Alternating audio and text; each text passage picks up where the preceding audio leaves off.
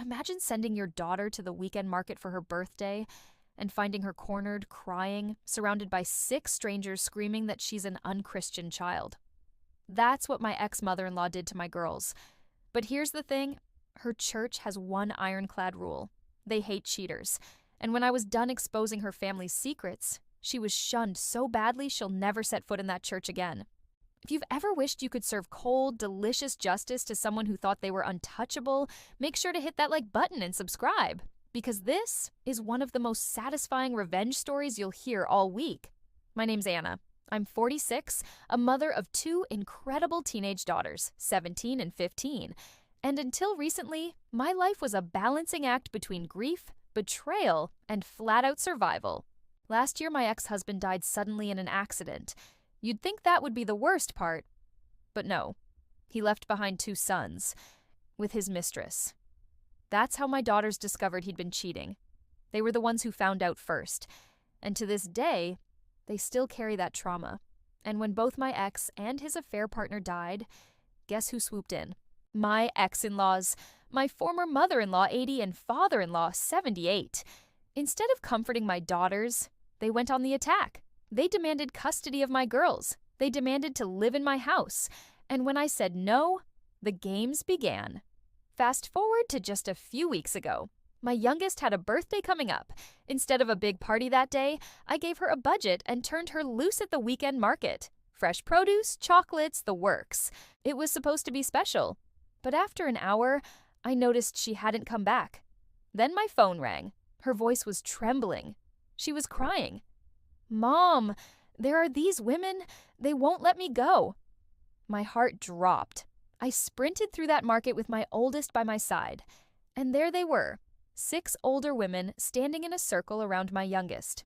These weren't random strangers. I recognized some of them. Church ladies from my ex-in-law's congregation. They were shouting at her, telling my 15-year-old daughter she was unchristian for refusing to visit her grandparents, that she was selfish for not stepping up to be a big sister to the poor orphaned baby boys. Let me tell you something, those baby boys are not my daughter's responsibility. They're the product of their father's betrayal, and my daughters have been in therapy trying to heal from that trauma. Yet here they were, strangers, tearing open those wounds in public. I shoved myself between them and my daughter, telling my oldest, "Take your sister, pay for her things, get to the car." Then I faced the women. My voice was shaking, but not from fear, from rage. "How dare you corner a child? How dare you harass my daughter in public?" They sneered, accusing me of being a bad Christian wife, saying I had a duty to obey my ex-in-laws. That's when I snapped. The shouting got so heated that the market staff kicked all of us out. I walked to my car with those women trailing me like vultures. My daughters sat silent, terrified. That was the breaking point. Enough was enough. That night, after my girls were asleep, I got online.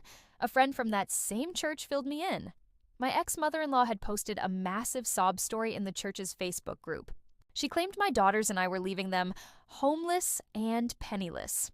She claimed we stole the life insurance money. She claimed the affair children weren't really the result of cheating at all, that they were surrogacy babies, and I rejected them because they were boys. I wanted to vomit.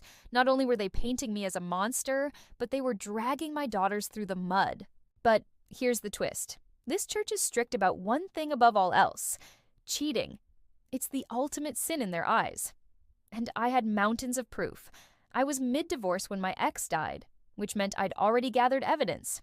Photos of him with his mistress in our home, screenshots of texts, love letters, emails, even messages from my ex-in-laws where they admitted knowing about the cheating and encouraged it. And the worst? Messages where they bullied my daughters, called them bastards, told them it was their fault their father died because they exposed his affair. That was just 2 days after his funeral. So I went to a print shop. I paid extra for glossy, high-quality prints. Every damning photo, every disgusting text, every cruel message. Then I got creative. I spent hours building personalized binders, matching the little hymn booklets the church hands out every Sunday, only these weren't filled with Bible verses. The first page, a crystal-clear photo of my ex and his mistress making out in my living room. Their names printed right underneath. The love story of ex's name and mistress name. The next morning, I walked into the church before service. There's a table in the back with spare hymn books for people who forget theirs. Nobody checks them. So I swapped in my special editions. Then I left. And I waited. The gossip mill exploded. My phone lit up within hours. Apparently, people opened their hymn books expecting Bible verses and instead got a front row seat to my ex's betrayal and his parents' cruelty. The fallout was nuclear. The church Facebook page went from praising my in-laws to ripping them apart. My ex was branded a cheater, a disgrace. My ex-mill was dragged for enabling him and for abusing her granddaughters.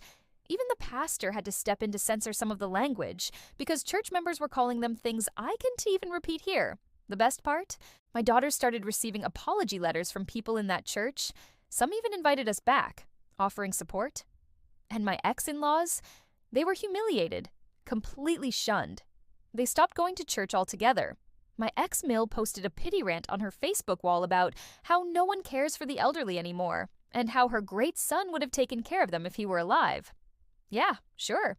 With what money? I was the breadwinner. My ex barely managed his own bank account. In the end, justice wasn't just served, it was sung aloud like a hymn in their own sanctuary. They wanted to shame me and my daughters in public? Well, I gave them the spotlight, only this time, everyone saw the truth. And instead of us being shunned, it was them. My daughters finally saw that sometimes karma needs a little push. And when it comes, oh, it's glorious. Well, here's what I learned.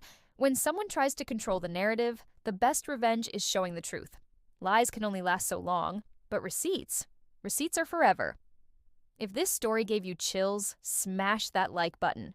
Tell me in the comments, what's the most satisfying revenge you've ever witnessed? And don't forget to subscribe because I've got plenty more jaw-dropping stories coming your way.